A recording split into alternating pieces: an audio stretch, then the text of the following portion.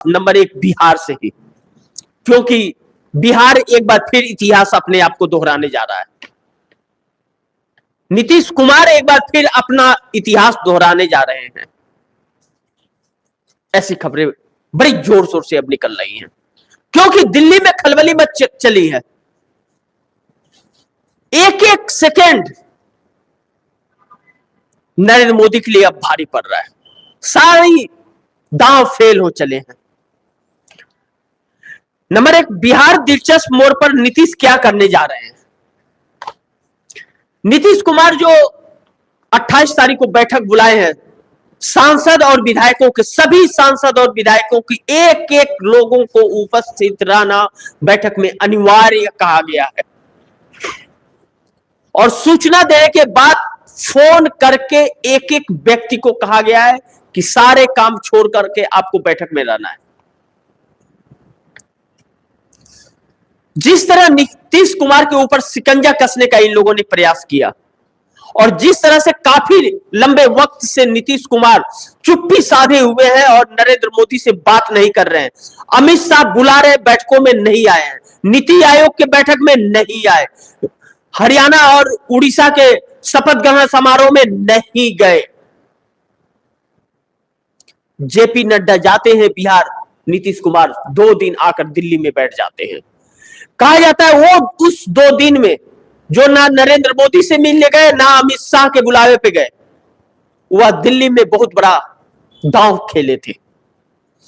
और अब यह बैठक होने जा रही है, और जब जब नीतीश कुमार पलटी मारते हैं तो राजगीर होकर के जरूर आते हैं। जब ऐसी बैठकें होती हैं तो उसके पहले मैंने आप दर्शकों को एक खबर बताई थी अपने पिछले कई प्रोग्राम में।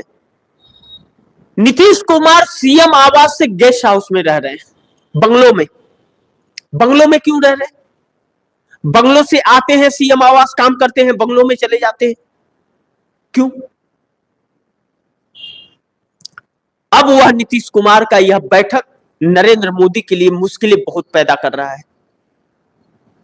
इस बैठक का अंदाज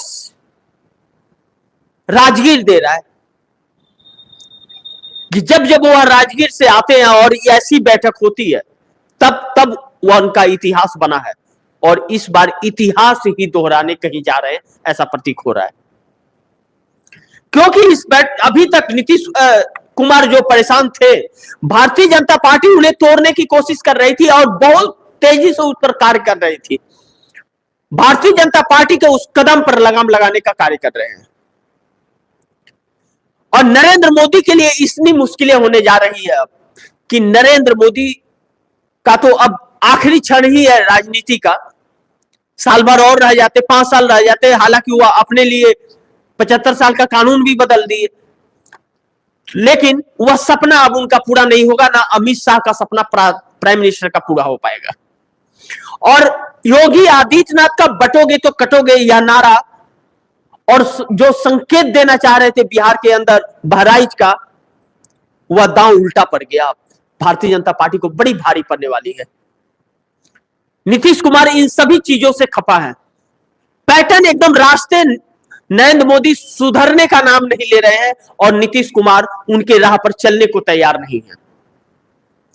अब नीतीश कुमार अपने असली रूप में आ गए, और वह जब अपने असली रूप में आ गए तो दिल्ली हिलने लगी है।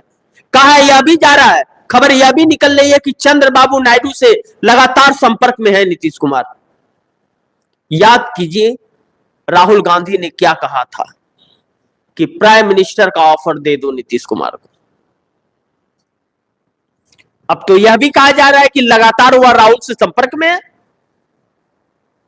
हरी झंडी मिल चुकी है, तो प्राइम मिनिस्टर तो एक ही होगा। भाजपा कभी प्राइम मिनिस्टर बना नहीं सकती। और मैंने आप दर्शकों को एक चीज कही थी कि बिहार को पहला मौका मिल रहा है प्राइम मिनिस्टर बनने का, चाहे 2 दिन का रहे या चाहे 10 दिन का, और चाहे 5 साल का। इसके बाद फिर मौका मिलेगा, इस चीज की गारंटी नहीं है, क्योंकि यह दौर बीपी सिंह का दौर है। फर्क इतना है कि पार्लियामेंट्री वैसी है और हालात उससे बदतर। बीपी सिंह, इंद्र कुमार गुजराल, देवी गौड़ा, चंद्रशेखर, यह लोग जो प्रधानमंत्री कुछ कुछ दिनों के लिए बने थे, तो बीपी सिंह ने मंडल कमीशन बीपी सिंह ही लाए थे। मोदी जी और वाजपेयी जी नहीं लाए थे। लेकिन वाजपेयी जी में और नरेंद्र मोदी 7 जन्मों में वाजपेयी के धूल के बराबर भी नहीं खड़े हो सकते। या तानाशाहियां, गुमराह, झूठ बोलने में न अव्वल नंबर पर है, गुमराह करने में, माइंड डाइवर्ट करने में, सांप्रदायिकता में, इसी में है, इसके आगे नहीं। और अब नीतीश कुमार इनका अकल ठिकाने लगाने की जुगाड़ में आ गए हैं। लेकिन नंबर 2, भाजपा के भड़काऊ नेता पर एफआईआर दर्ज, नेता पर भड़काऊ भाषण देने का आरोप। प्रदीप सिंह, भारतीय जनता पार्टी के गद्दावर नेता, इनके ऊपर एफआईआर दर्ज करा दिया गया है। कभी भी इनकी गिरफ्तारी हो सकती है। भड़काऊ भाषण, सांप्रदायिकता फैलाने का भाषण है। इन्होंने कहा बटोगे तो कटोगे, और बिहार में रहना है तो हिंदू बन के रहना होगा। क्या बाप का राजा है क्या किसी के? यह लोग जिस पैटर्न पर, जिस रास्ते पे जा रहे हैं, या गिरिराज सिंह ने जो यात्रा, हिंदू स्वाभिमान यात्रा निकाली है, हिंदू स्वाभिमान यात्रा निकालना कोई बुरी बात नहीं है। हिंदू अपनी यात्रा निकाले, स्वतंत्र हैं और जरूर निकालना चाहिए।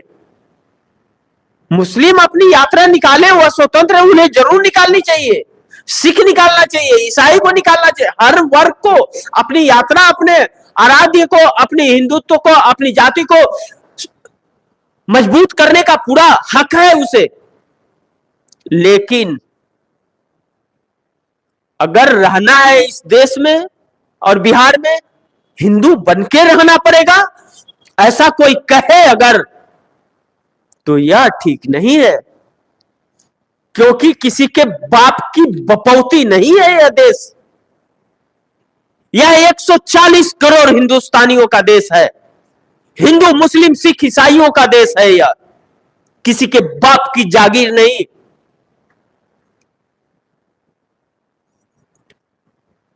गिरिराज सिंह अपनी यात्रा के अंदर, हिंदू न्याय स्वाभिमान यात्रा, जो एक बहुत अच्छी यात्रा थी, सम्मानजनक यात्रा थी, लेकिन उस यात्रा को सांप्रदायिकता का रंग दे करके उन्होंने हिंदू समाज का अपमान कर दिया। 1000 सवाल खड़े करा दिए समाज के ऊपर। यह व्यक्ति अपने आप को नेता कहते हैं, वह नेता पोषने के लायक नहीं होते ऐसे व्यक्ति। लेकिन समय है, समय आते जाते रहते हैं। लेकिन अकल आई है नीतीश कुमार को। अब इस बैठक में क्या नतीजे निकलते हैं या आने वाले समय में पता चलेगा। लेकिन गिरिराज सिंह की जांच शुरू हो चली है कि एक भी वर्ड अगर भड़काऊ भाषण उनका मिल गया तो उनकी गिरफ्तारी निश्चित है। अब मोदी जी क्या करेंगे? मोदी जी तो बोले थे कि हमारा संपर्क नहीं है, हमारा संबंध नहीं है ना। तो अब मोदी जी क्या करेंगे? नीतीश कुमार ने उलझा दिया मोदी को बीच चुनाव के अंदर। मोदी जी क्या करते हैं, चुनाव जब रहता है तो विपक्षी दल मजबूत रहते हैं तो वहां ईडी सीबीआई भेजने लगते हैं। बिहार का पुलिस मोदी के हाथ में नहीं, वह नीतीश के हाथ में। और अब बीच चुनाव के अंदर मोदी की कुर्सी हिलानी चालू कर दी है नीतीश कुमार ने, और बैसाखी खींचनी चालू कर दी है। उलझ से गए हैं बेचारे। इसीलिए कहते हैं जिसके घर शीशे के होते हैं दूसरों के घरों पर पत्थर नहीं फेंका करते। लेकिन इन्होंने तो सांप के बिल में हाथ डाल दिया। अब गिरिराज सिंह का और प्रदीप सिंह का क्या होगा या आने वाले समय में पता चलेगा, लेकिन नीतीश कुमार बिल्कुल मूड में नहीं है छोड़ने के। कल ही जांच शुरू करा दी गिरिराज सिंह की, राजगीर गए और जांच शुरू करवा दी, एफआईआर दर्ज करवा दिया, एफआईआर दर्ज करने का आदेश दे दिया, तुरंत दर्ज होता है और कार्रवाई तुरंत शुरू हो जाती है जांच। अब फुटेज पूरे खंगाले जा रहे हैं गिरिराज सिंह के भी, और गिरिराज सिंह जहां से निकले और जहां समाप्त किया यात्रा को, जहरी उगलते गए और एक भी वर्ड, एक एक वर्ड की जांच होगी गिरिराज सिंह की। अब इन लोगों को पता चलेगा कि जांच होता क्या है, और ऐसा होना चाहिए। तो देर आए नीतीश कुमार, लेकिन दुरुस्त आए या कहेंगे, लेकिन वह कहते हैं ना कि इतना भी देर न कर दे कि प्राण ही निकल जाए। तब पछताए होत है क्या जब चिड़िया चुन गई खेत। 10 सालों में हमारे देश की सरकार भारतीय जनता पार्टी ने इस देश में जो शासन करके इस देश की दुर्दशा की, बेरोजगारी या महंगाई का आलम जो झेला इस देश ने, जिन बच्चों का मनोबल टूटा, और 10 सालों में जो बच्चे नौकरी 23 साल और 24 साल की उम्र में पाते हैं, आज 33 और 34 साल के हुआ हो गए, अब उन्हें नौकरी नहीं मिल सकती, उनके भविष्य का क्या होगा। लेकिन ऐसे नेता आ जाते हैं जो सिर्फ लोगों को गुमराह कर और झूठ पर झूठ बोल करके लोगों का नाजायज फायदा उठाते हैं, लोगों के भविष्य के साथ खिलवाड़ करते हैं। उन्हीं में से एक नरेंद्र मोदी हैं, जिन्होंने वादा तो किया कि 2 करोड़ युवाओं को हर साल हम रोजगार देंगे, 15 लाख खाते में देंगे, किसानों के अच्छे दिन आएंगे, आय दुगुनी कर देंगे। लेकिन हुआ क्या?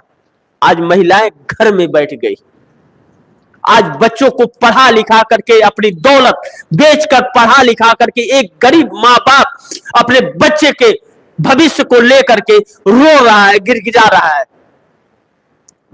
इस हालात का जिम्मेदार नरेंद्र दामोदर दास मोदी है और कोई नहीं।